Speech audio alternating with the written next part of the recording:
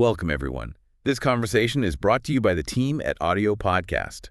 Today, we're diving into something that honestly flips the script on how we usually think about making big changes. It's this idea that massive transformation doesn't come from some huge dramatic overhaul. Instead, it's about getting just like 1% better every single day. Yeah, it sounds almost too simple, doesn't it? And I think that's why people overlook it. We're sort of wired to look for the big bang, the quick fix. Exactly. We want instant results. Right. But think about it. If you improve by just 1% each day by the end of the year, well, the math shows you end up something like 37 times better. That change is enormous. But the daily action, it feels tiny, almost insignificant. That compounding effect, it really is the hidden engine here. Whether you're trying to manage your time better or handle stress or even work on a tricky relationship, that first 1% change, it feels like nothing's happening. You know, like you're just spinning your wheels. That's what people often call the valley of disappointment. It's where the effort feels really high, but the results haven't caught up yet. You're doing the work maybe for weeks, maybe months, and it feels flat. And that's where most of us quit. Right. Precisely, because the progress isn't linear, it's exponential, but the curve is flat at the beginning. But the cool thing is, the growth is happening. It's like building a foundation underground. You don't see it for a while, but it's getting stronger, and then suddenly things take off. You hit that point where the change is obvious. Okay, so if we know this, why do we still fall into the trap of setting these massive, like super aggressive goals? Deciding, right, starting today, I'm running 5 miles, or I'm cutting out sugar completely. Well, I think we mistake intensity for effectiveness or maybe sustainability. Intensity feels productive in the moment. You can usually manage one day of massive effort. Yeah, that initial burst of motivation. Exactly. But keeping it up, that's the hard part. That's where most big goals fail. They lead to burnout. The whole 1% idea is about making change sustainable. It's about making the next step so small, so easy, that you barely need any willpower to do it. Okay, make it easy. Can you give some concrete examples? Like, how do you actually do that? Make it 1% easier. Sure. Let's take reading more. Instead of saying, I'll read a book this week, the 1% step could literally just be picking up the book and reading one page. Just one. 1 page. That's it. That's it. Or wanting to exercise. Forget the 5 miles. The 1% step could be just putting on your running shoes or doing 5 push-ups. The research actually backs this up, making the very first action, like the first 2 minutes of a habit, almost effortless. That dramatically boosts your chances of sticking with it long term. So it's less about the big goal and more about just starting the action. Yeah. Lowering the barrier to entry. Exactly. You're reducing the friction. You're not trying to rely on motivation, which, let's face it, comes and goes. You're designing your environment, your approach, so that being consistent is actually the easier path. That makes a lot of sense. And when you look at people who achieve great things, athletes, writers, entrepreneurs, you see that pattern, don't you? It's not usually one giant leap. It's the small, consistent daily grind. Absolutely. Success stories are almost always built on that relentless day-in, day-out effort. Daily practice, writing a few hundred words, making one more sales call. Small things done consistently. And crucially, there's a recovery aspect too. If you do miss a day because life happens. Yeah, nobody's perfect. Right. The most important thing then is to just get back on track the next day. Don't let one missed day become 2 or 3. Protect that consistency. Even if you only do a tiny part of the habit, just show up. Okay, showing up is key. Now, let's shift gears a bit. We've talked about the actions, the 1%. But what about the person doing the actions? Why do new habits often fail if we haven't changed how we see ourselves, our identity? This is such a critical piece. Because ultimately, our behavior tends to follow our identity. If deep down you see yourself as, say, someone who isn't disciplined, you'll subconsciously find ways to act that out, even if you're consciously trying to build a disciplined habit. Your brain wants to prove itself right. So you might start a new routine, but it feels like you're fighting yourself the whole time. Exactly. It feels forced, unnatural. Real, lasting change happens when you reshape your identity first. Then the behaviors that align with that identity start to feel, well, natural, effortless almost. So the goal isn't just, say, to exercise more. It's to become the type of person who exercises regularly. Precisely. Or to become a reader, not just to read a book. If you identify as a reader, picking up a book isn't a chore you have to force. It's just what you do. Okay, but how do you build that new identity? It feels a bit chicken and egg. Do you wait until you've succeeded to feel like that person? No, that's the beauty of the 1% approach here. You don't wait. You start building the identity through small wins. Think of it like collecting evidence every time you perform that tiny 1% action. Like reading that one page. Yeah, or doing those 5 push-ups. Each time you do it, you're essentially casting a vote for the type of person you want to become. You're sending a small signal to your brain, see? I am the kind of person who reads, or I am the kind of person who moves their body. So each action is like a little proof point. Exactly. It's self-reinforcement. You act your way into a new belief system. So you go for that short 2-minute jog, not necessarily to get fit today, but to prove to yourself, hey, I'm a runner, even if it's just for 2 minutes. I like that, casting votes for your future self. Okay, so we're building the identity with small actions. Now let's talk systems. How do we support this? Discipline often gets a bad rap, feels rigid, maybe punishing. How does 1% change how we think about discipline? Yeah, people think discipline means forcing yourself through sheer willpower, white-knuckling it. But true discipline in this context is more about consistency and building smart systems. It's about creating structures in your day that make the right choices easier, especially when your motivation dips. Because motivation will dip. Oh, absolutely. Yeah. It's unreliable. Willpower is finite. Systems are what carry you through. And a really powerful place to build a system is right at the start of your day. The morning routine. Yeah. Okay, let's break that down with a 1% lens. If someone's short on time, maybe just 15 minutes, what's the highest leveraged 1% thing they can do first thing? Avoid the phone. Move.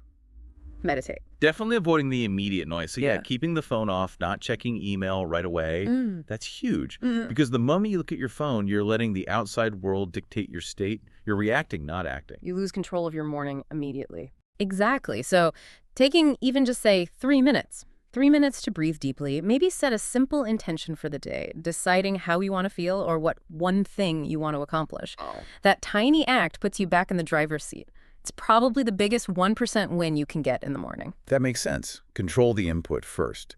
And I find, personally, when I manage that, the other small steps seem easier to attack on, like a few stretches, getting some water, maybe reading something inspiring for 5 minutes instead of scrolling social media. You're setting the tone. You're being proactive, not reactive. And to carry that kind of proactive focus into your actual work, there's another powerful system, the focus hour. Right, the focus hour. I've heard about this. It's more than just don't get distracted, isn't it? Yeah. What really makes it work. It's about intentionality and ruthless elimination of distractions for a specific dedicated block of time. You schedule it, ideally during your peak energy window when you're naturally most alert. And then for that hour, typically 60 to 90 minutes, it's one task only.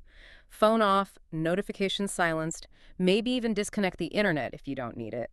Tell people not to disturb you. Total lockdown mode. Pretty much. It sounds extreme, but the quality and quantity of deep work you can get done in one truly focused hour. It often blows away what you'd achieve in like half a day of fragmented, distracted work. It's a massive 1% shift in how you manage your working time and energy. Okay, so we have consistency, identity shifts, morning routines, focus hours. But what about the mental gremlins? Fear, doubt, that inner critic. They can derail all this 1% progress pretty fast. How do we tackle those? Yeah, they're inevitable, aren't they? The key is, again, not to try and eliminate them completely, but to change your relationship with them. Take fear. Often feeling fear isn't actually a signal to stop. It's usually a sign you're pushing your boundaries, which is where growth happens. So reframe the fear as a good sign. Sometimes, yeah, or at least just a sign, not a stop sign. Mhm. And the strategy to deal with it, especially fear of failure or maybe social anxiety, is what we call radical microaction. Radical microaction. Okay, what does that look like? If I'm really anxious about something, any action feels huge. Right, so you scale it down, you shrink the action until it feels almost laughably small, but still moves you forward, even by an inch. Let's say you're terrified of public speaking. The microaction isn't giving the speech. It might be just opening the document where you'll write the speech, or just saying one sentence out loud to yourself. Oh, okay. So small, it bypasses the fear response. It helps. Fear loves inaction. It grows in the space where you're procrastinating or avoiding. Taking literally any tiny step breaks that cycle. Even just making eye contact with one extra person during the day if you have social anxiety.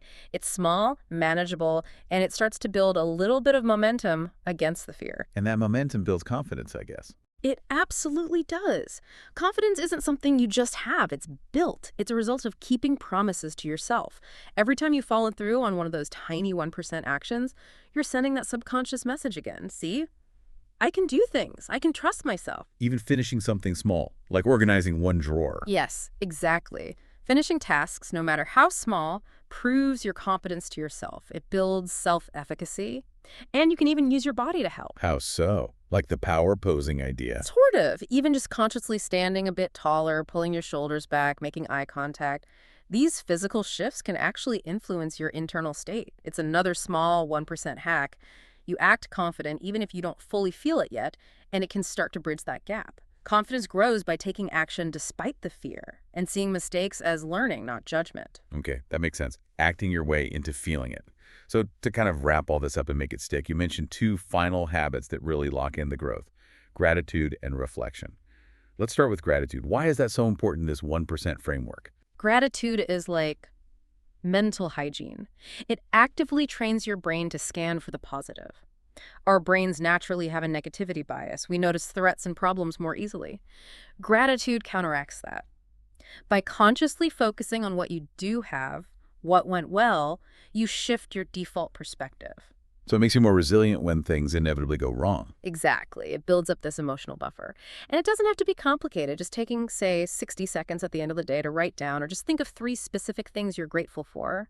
Even tiny things, a good cup of coffee, a nice interaction. That simple 1% habit, done consistently, rewires your brain over time and helps you navigate those valleys of disappointment we talked about. Right. And the final piece, reflection. Why is just pausing and looking back so crucial?